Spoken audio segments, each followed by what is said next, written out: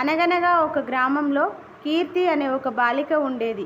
కీర్తి కుటుంబం చాలా పేద కుటుంబం అయినందువల్ల చదువుకునే స్తోమత లేక ప్రతిరోజు పొలాల్లో కూలి పనికి వెళ్ళి అనారోగ్యంతో ఉన్న తన తల్లిని పోషించుకునేది. కీర్తికి చదువు అంటే చాలా ఇష్టం. తను ప్రతిరోజు పొలం పనులకు వెళ్తూ వస్తూ ఉండగా, పొలంలో పనిచేస్తూ ఉండగా చదువు గురించి ఆలోచించేది. తన తోటి విద్యార్థులందరూ పాఠశాలకు వెళ్ళి చదువుకుంటుంటే తను మాత్రం పొలంలో పనిచేయవలసి రావడం బాధగానే ఉన్నా కుటుంబ పరిస్థితులను బట్టి తన చదువుకోవాలనే కోరికను చంపుకునేది. ఒకరోజు కీర్తి పొలంలో పనిచేస్తూ ఉండగా తనకి ఒక బంగారు నాణెం దొరికింది. కీర్తి చాలా సంతోషించింది. తనకు ఒక ఆలోచన వచ్చింది. ఈ బంగారు నాణెం అమ్మితే చాలా డబ్బు వస్తుంది.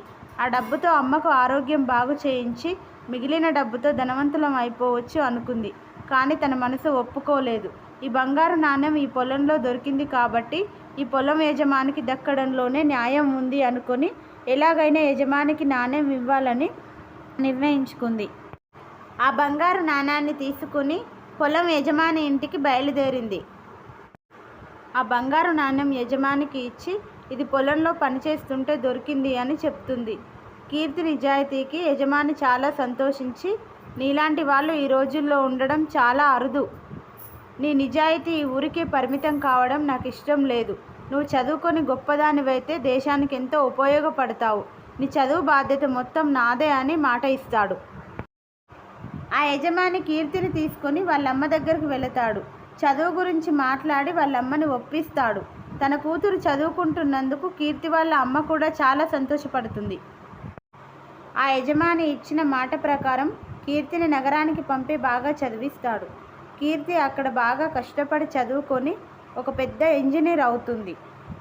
తిరిగి తన ఊరికి వచ్చేటప్పుడు ఎంతో సంతోషంతో వస్తుంది. ఇంజనీర్గా తిరిగి వచ్చిన తన కూతురుని చూసి తల్లి ఎంతో గర్వపడుతుంది.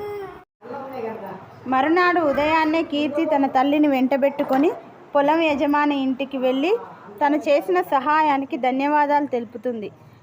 కీర్తి ఇంజనీర్గా తిరిగి రావడం చూసి యజమాని దంపతులు కూడా చాలా సంతోషిస్తారు. ఈ కథలోని నీతి: నిజాయితీ అనే ధనం మనల్ని ఎప్పుడూ ఎత్తుకు తీసుకెళ్తుంది. బంగారం వెండి కంటే అది విలువైంది. ఈ వీడియో నచ్చితే లైక్ చేయండి, షేర్ చేయండి, సబ్స్క్రైబ్ చేయడం మర్చిపోకండి.